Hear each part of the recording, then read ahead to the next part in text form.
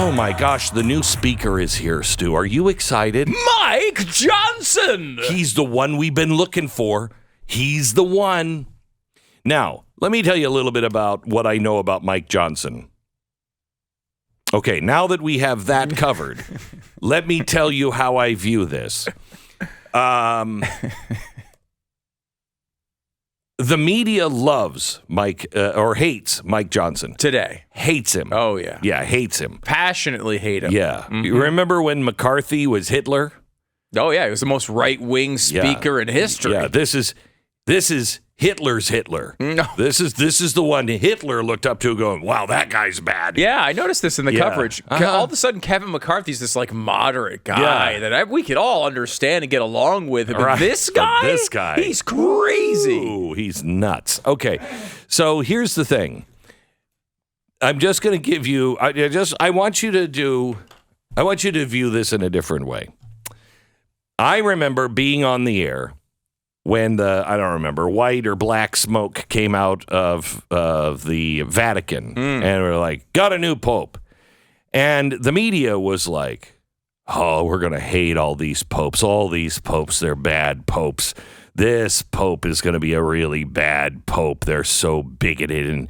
And then Francis, they pulled out the name and they were, immediately, within 10 minutes, everyone on CNN, MSNBC, everybody was like, oh, he's a good pope. He's one of the best popes ever. He's going to be, wow, we love this guy. And I remember looking at Stu saying, uh-oh, there's something really wrong with this guy, okay?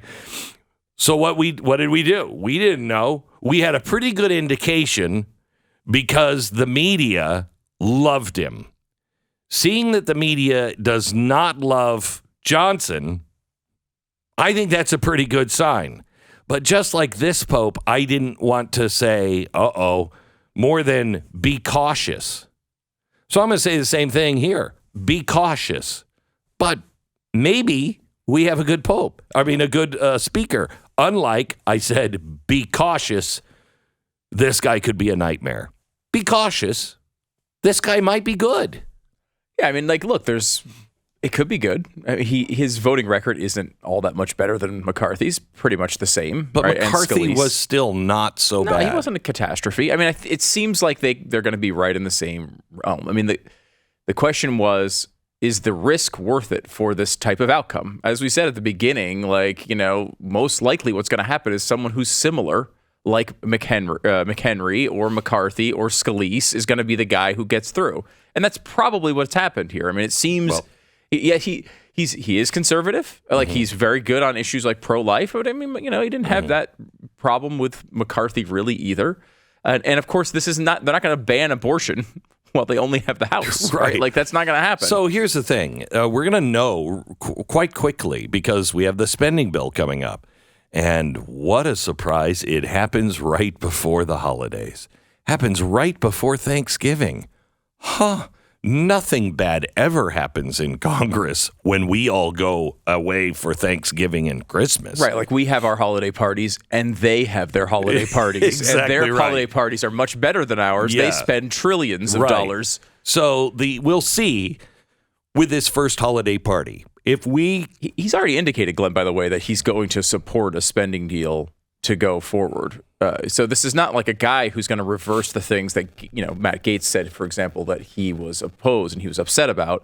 This is a guy who's outwardly said he wants to sign a short-term spending deal to get us through these times so the government doesn't shut down. So, again, you're going to get, I think, similar...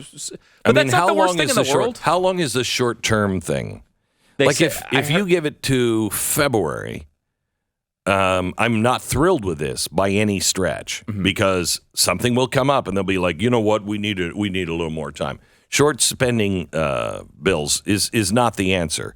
However, a CR is really bad, and if he gives us another continuing resolution where they don't even try to put spending back where it belongs, there's trouble. Yeah, look, they're going to they're going to get some sort of spending package through. So it might be short term, might be more of a continuing resolution. They're going to do it. The question is whether there's going to be any concessions. And you may get a few concessions to conservatives. Of course, with those concessions always come concessions to the left. So you might say, well, we're going to not spend this many dollars on this thing that conservatives don't like. Maybe you cut some of the Ukraine funding out or whatever the issue of the day is.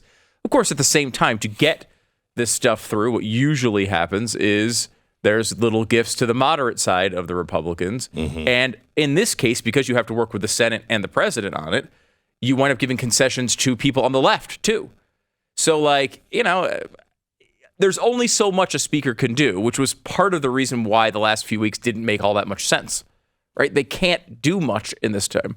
Hopefully, at the very least, and it seems like he will be, he'll be good on these investigations. He's not going to be Jim Jordan on them, but he at least can be someone who's aggressive and hopefully allows the truth to come out. And that's the main thing that the House can do right now.